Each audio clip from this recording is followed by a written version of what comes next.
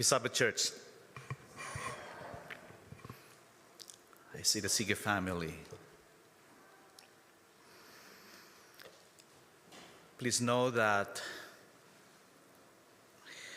as you mourn for the loss of your mom, your wife, Brother Willie, we mourn with you. We lost a beautiful soul, someone that is dearly loved by our church community. We know that weeping may endure for the night. We know that joy comes in the morning, and this is our blessed hope.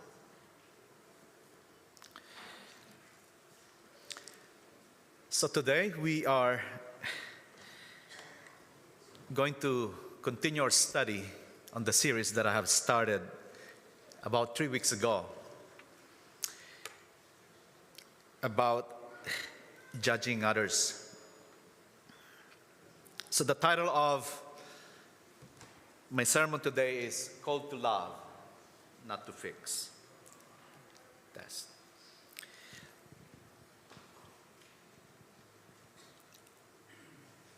I would like to start off by reading Matthew chapter 7, verses 1 through 5. If you have your Bible with you, you can open it and read it with me silently. Matthew chapter 7, verses 1 through 5. I read, "Do not judge, or you too will be judged. For in the same way you judge others, you will be judged, and with the measure you use, it will be measured to you. Why do you look at the speck of sawdust in your brother's eye and pay no attention to the plank in your own eye? How can you say to your brother, 'Let me take the speck out of your eye,' when all the time there is a plank in your own eye? You hypocrite! First, take the plank out of your own eye, and then you will see clearly to remove the speck from your brother's eye."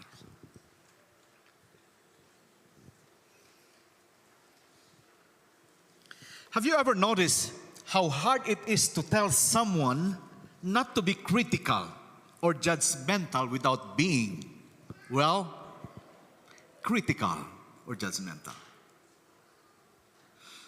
Because the moment that you say, "You are being judgmental, you're judging me," at that moment, you are doing the same thing by judging that person that he or she is judging you. We are living in a world that is so complex that even sharing the gospel to others becomes so difficult. One of the struggles I continue to navigate, can I put it up a little bit, the mic please? One of the struggles I continue to navigate is the balance of sharing the truth to unbelievers without judging them or making them feel judged. This is one of my struggles. And up to now, I'm still navigating that. Especially after hearing this mandate. What is the mandate? The mandate that was given to Timothy by Apostle Paul, which is also the mandate that was given to each one of us, where I read, "Preach the word." According to this text, 2 Timothy chapter 4, verse 2, "Preach the word. Be prepared in season and out of season. Correct, rebuke, and encourage." We have this mandate, and we all understand this. Being Christians, it is our duty to tell the truth, preach the gospel, and prepare people for the coming kingdom of Jesus. This is our duty. But here comes the dilemma, my dear brothers and sisters. Here comes the dilemma. And I hope that you will stay with me, because What I'm sharing you is my own struggle, how to balance this. This is my own struggle.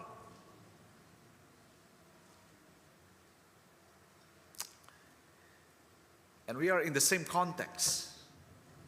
Most of us grew up in the Philippines. And here's the dilemma. When we share the gospel, even with the best intentions, some people may still perceive us as being judgmental. And this is a fact, folks. Even with good intention. I'm talking about good intentions. But yet the feedback or the response that we often get from people is, we are being judgmental. And this is the first dilemma. On the other side is, there is also the risk of viewing people as projects. Stay with me, folks. There is also the risk of viewing people as projects, attempting to fix them rather than genuinely caring to them. And what do I mean by that?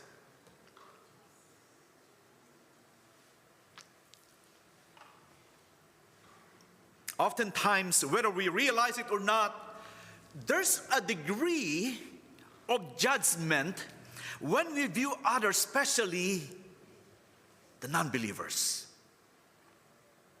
There's a degree of judgment. Sometimes we are doing it consciously, and most of the time we are doing it unconsciously. And a good example of that is this. You know, when you look at someone who does not have the same set of beliefs with you, how do you see this person? This is a question that I would like to pose, my dear brothers and sisters. When you see a person that doesn't have the same set of beliefs, let's say within, outside Seventh-day Adventist church, how do you see this person? Do we see him as a person to love or to fix?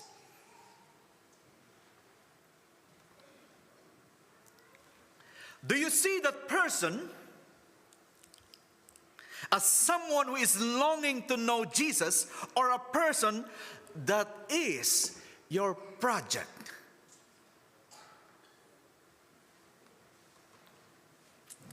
That is why sometimes when we do a Bible study, the first thing we ask is this. I'm being truthful here, folks. Are there non-believers present?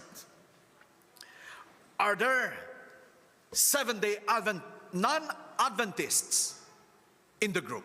This is the first thing that we always ask. And when we found out that there is none, we lose our appetite to do it. This is my struggle, folks.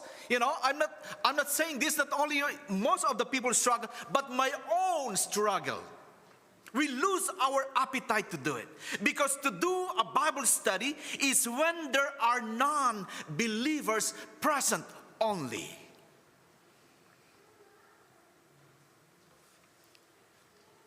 And the goal, stay with me, folks. And the goal is what? To baptize that person. And sometimes, when the person was not baptized, we see our work as a failure. How many baptism did you get after you did your crusade? And sometimes if you're the speaker, you say, oh, there's none. Sometimes we say, there's only one. And we are so disappointed. Here's the reality, folks. We often look at non-believers as our project or a person to fix in the name of following the gospel commission. And whether we admit it or not, this is the reality. And I'm also guilty of that. Now, the question is, what is wrong with this view? What is wrong with treating people as a project or someone to fix? Here's the number one on the list. Instead of seeing them as individuals with unique struggles and stories, You may treat them as tasks to complete rather than people to love. In other words, there's lack of genuine love. Lack of genuine love. That's the number one. Number two, it can also foster a mindset of I need to fix you. Right? You know, I need to fix you, which places you above this person, which places you above them rather than walking alongside them in humility and grace. Pride and superiority. You see yourself as a person that is superior than this person. The third one, your investment in them may become dependent on their progress or change rather than an unconditional commitment to love and support them. That's why along the way, if you don't see any change in this person's lives, we lose our appetite. We lose our what? Our eagerness to continue on with that journey with this person. Oh, he's not baptized. He's not changing his mind. He's not deciding to be baptized. So life must go on. I have to, find my own ways.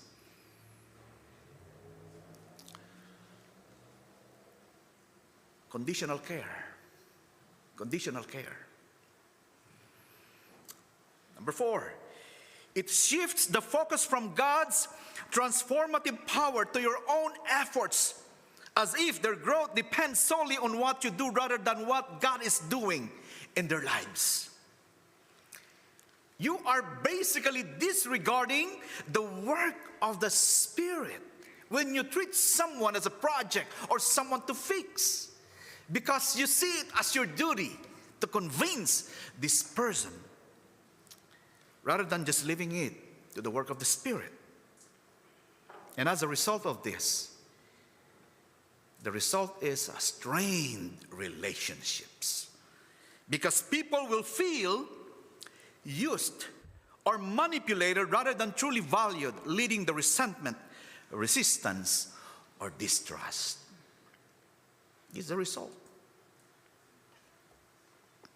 That's why there's a reminder to all of us in Galatians chapter 6, beginning in verse 1. It says, brothers, if anyone is caught in any transgression, you who are what? Spiritual, should restore him in a spirit of gentleness. And what's the next statement? Keep watch on yourself, lest what? You too be tempted. What does it mean by that statement? Normally we would interpret this, especially the last statement, lest you too be tempted. Normally we would, interpret this, if we don't watch ourselves, we might, keep that or make that same mistake of that person. But from my reading on this, folks, is, it's more on the temptation that you are more spiritual than the erring person. The temptation is there that when you see that this person is erring or making errors with their decisions in life, with their understanding of the Bible, you might think that you are above this person because of your desire to change this person. Lovingly rebuking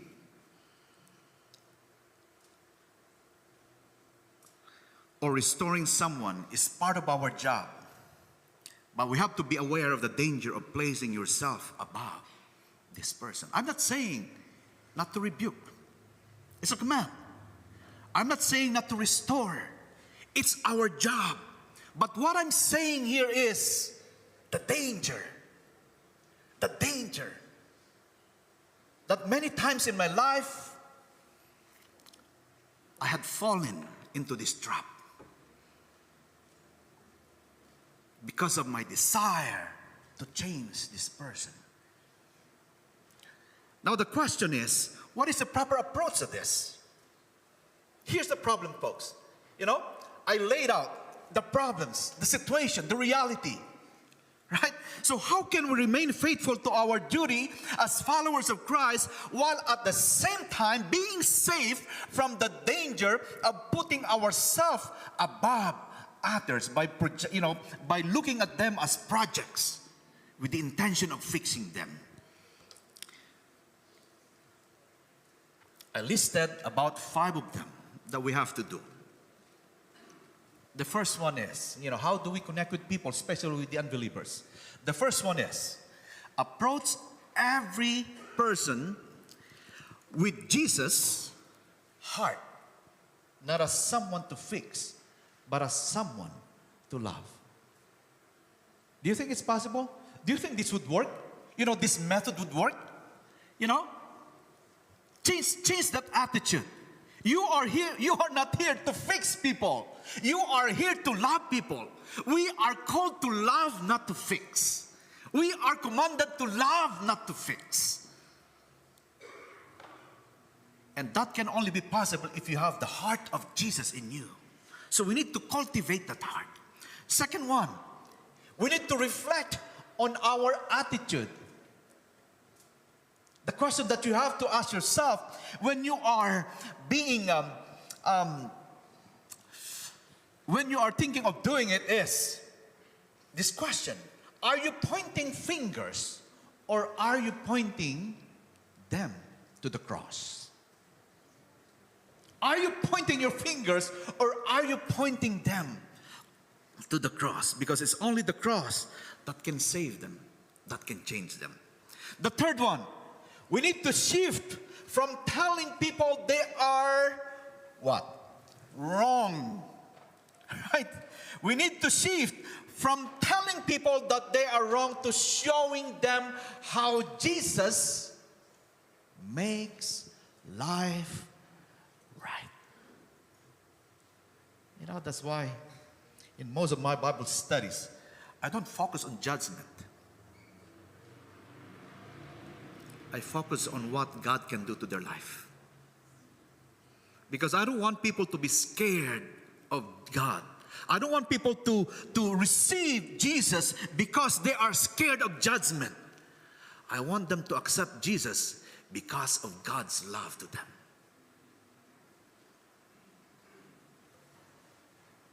Number 4. This is very important, folks. We need to shift our language, our attitude, and our approach from us. Look at this. Listen to this, folks. From us versus them to we are all in need of God's grace. Because the danger of this, folks, is again, if you use this language, us versus them, us versus you, you are putting yourself in between God and them. It becomes you and them. It's not about God and us or God in them anymore. It's you and them. All right? So we need to stay away from this.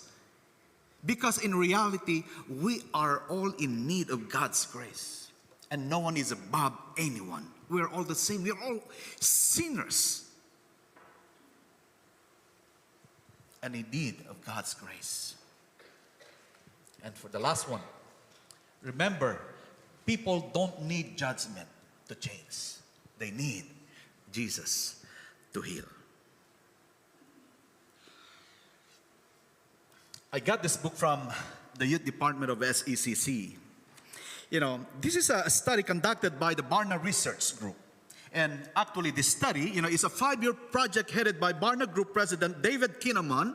He explores the opportunities and challenges of faith development among teens and young adults within a rapidly shifting culture. So basically, the purpose of this book is to identify the problem or the reasons why young people, once they get to 15 years old, a lot of them leave the church. And this study uncovered 6 significant themes why nearly 3 out of every 5 young Christians, which is 59%, this is very alarming, folks, disconnect either permanently or for an extended period of time from church life after age 15. Is this alarming, folks, or not? It is, right? And they uncovered 6 significant themes. We are not here to study all of this, right? But if maybe I can do this in other sermons that I can, present. So you can be aware of what's going on. Although I don't agree with a lot of the things, not a lot, but with some of the things that they are saying. But the purpose of me looking at this is just to see where they are coming from. Where they are coming from. And one of the things that I found, I'm just gonna throw it out there, but it's not gonna be part of our study, is churches seem to be overprotective. That's one of the things that they're saying. Churches seem to be overprotective. And the second one is they wrestle with the exclusive nature of Christianity. For them, church is too exclusive. It's like an exclusive group, right? And they don't care about the businesses and all the transactions of the world, right? So it's like a private exclusive group. Again, we're not gonna go into that direction. But the reason why I'm saying this, what I'm sharing this, is because there's one prominent pastor from New York, and his name is John Tyson.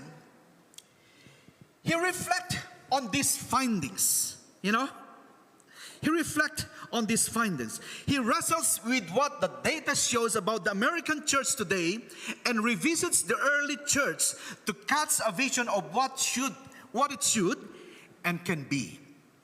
And this is what he writes. His name is John Tyson of this very big church in New York. And this is what he writes. In contrast to the early church, we live in one of the most well-resourced Christian cultures in history. Just follow me here, folks. Think about the ease, access, and cultural privilege with which we American Christians find ourselves today.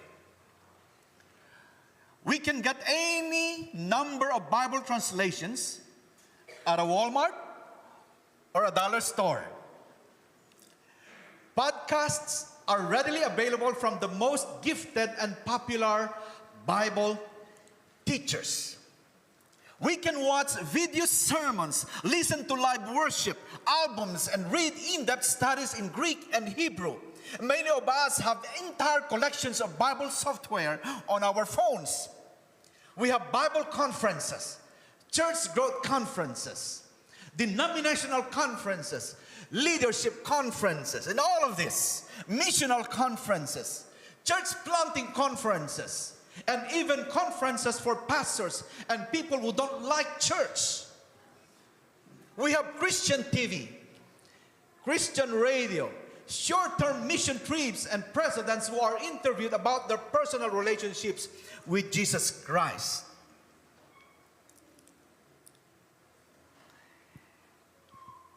And here's his question. How could the early church capture the imagination of the Roman Empire while we, having all of these privileges, having all of these resources, are slowly losing influence in our culture?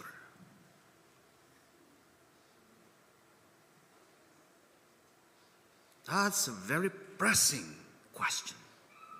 How can that be possible? And here's his statement, last statement. He said, the early church leaders did not have the things we now consider essential for our faith. They did not have official church buildings, vision statements, or core values. They had no social media. They had no social media, radio broadcasts, or celebrity pastors. they did not even have the completed New Testament. Christ's followers were often deeply misunderstood, persecuted, and some gave their lives for their faith. Yet, he said, yet they loved and they served and they prayed and they blessed. And slowly, he said, slowly, over hundreds of years, they brought the empire to its knees. How did they do it? He said they did it through what? Through love. They did it through love. My dear brothers and sisters, never underestimate the power of love. You know,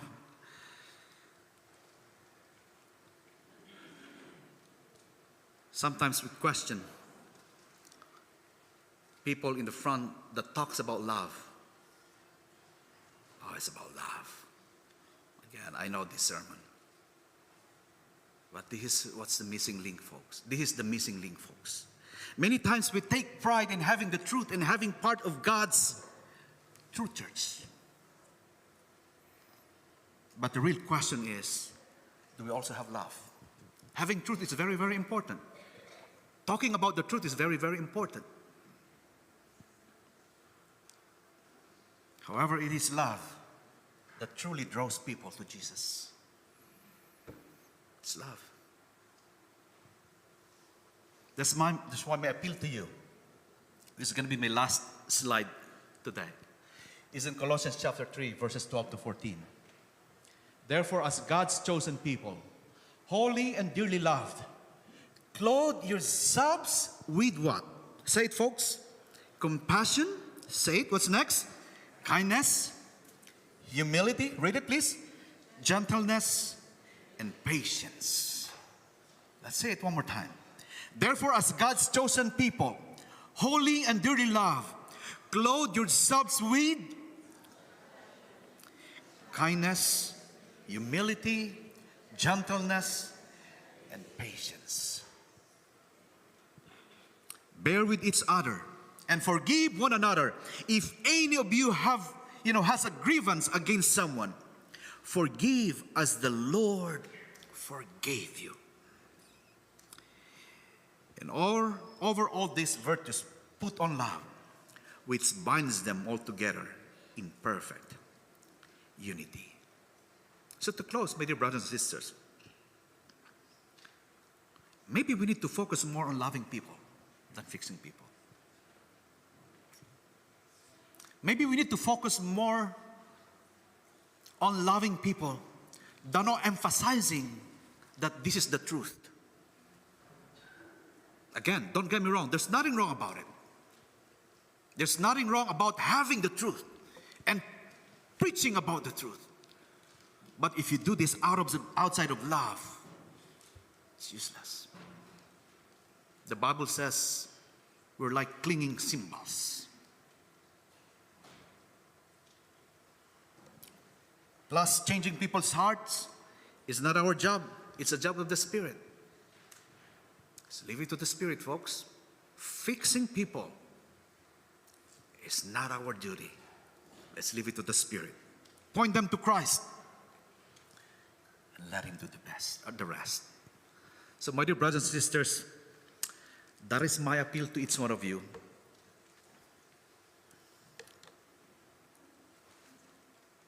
We are called to love, not to fix people.